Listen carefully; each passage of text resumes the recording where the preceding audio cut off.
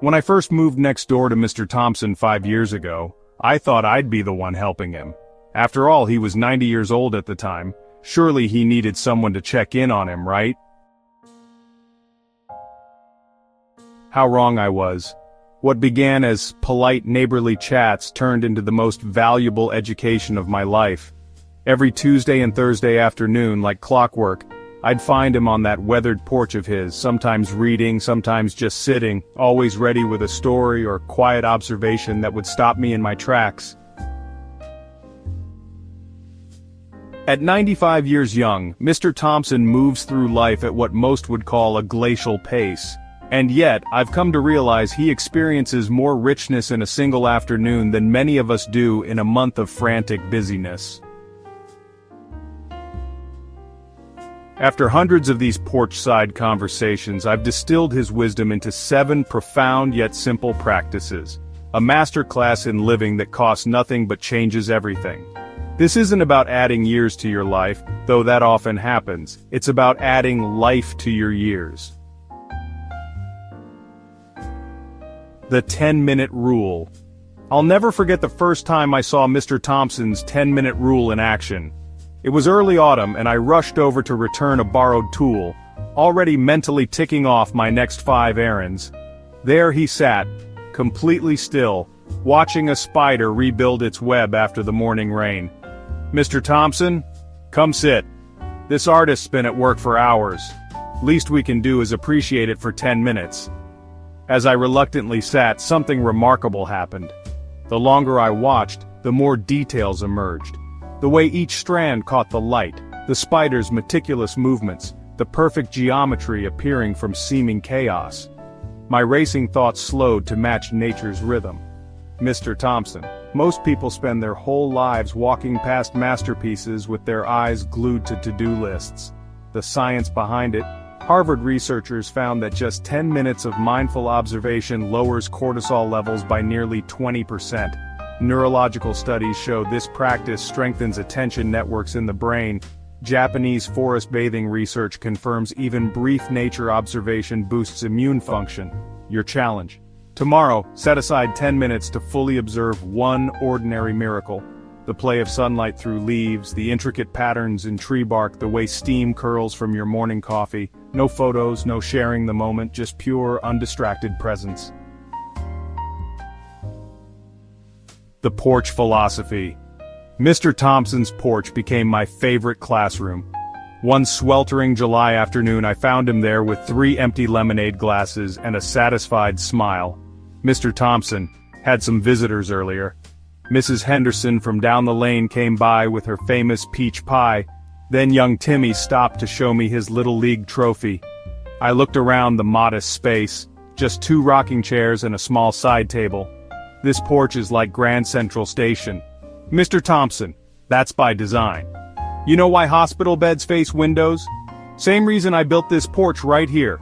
Some of life's best medicine comes through simple observation and conversation.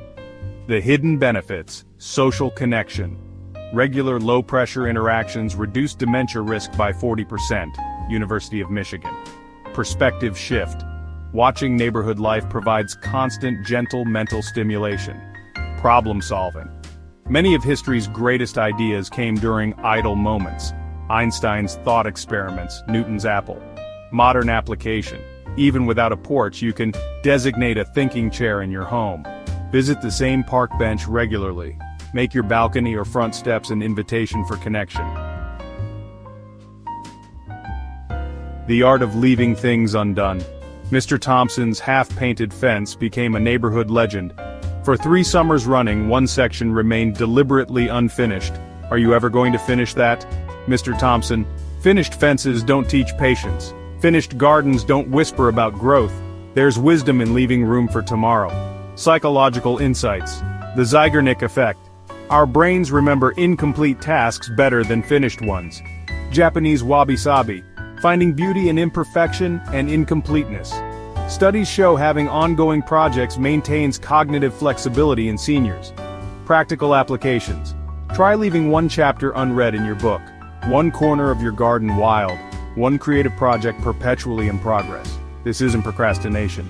it's creating intentional space for growth. The most dangerous word. The day Mr. Thompson called me out on my busyness changed everything. I'd rushed over between meetings, phone in hand, muttering about my packed schedule.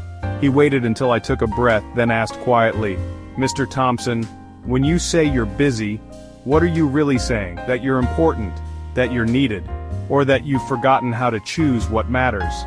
The research is clear. People who describe themselves as extremely busy show higher levels of chronic inflammation. The busy badge of honor correlates with decreased life satisfaction. MRI scans show constant busyness shrinks the brain's prefrontal cortex. Mr. Thompson's alternative dictionary. Instead of "I'm busy," try "I'm focusing on what matters, I'm making time for people I love, I'm choosing where to put my energy." The listening bench. Beside Mr. Thompson's porch sits a weathered bench with a hand-painted sign, "For listening." Most benches are for sitting. This one's for hearing. The birds, the wind, the stories people bring. The lost art of deep listening. Studies show the average person interrupts after just 8 seconds. Active listening strengthens relationships more than almost any other factor. Elderly who practice attentive listening show slower cognitive decline. Try this today. Sit somewhere comfortable, set a timer for 5 minutes, close your eyes and identify the farthest sound you can hear, the quietest sound nearby, the most rhythmic sound. The seasonal clock. Mr. Thompson doesn't wear a watch. Instead, he tracks time by nature's rhythms. Maple buds mean check the rain gutters. Fireflies mean berry pie season. First frost means dig out the old recipes. Circannual living benefits. Aligning with natural cycles regulates circadian rhythms. Seasonal awareness boosts mindfulness and presence. Studies show this practice reduces age-related depression. How to start: create a personal seasonal calendar. Note nature's small changes weekly. Let weather patterns guide some daily choices. The rocking chair test.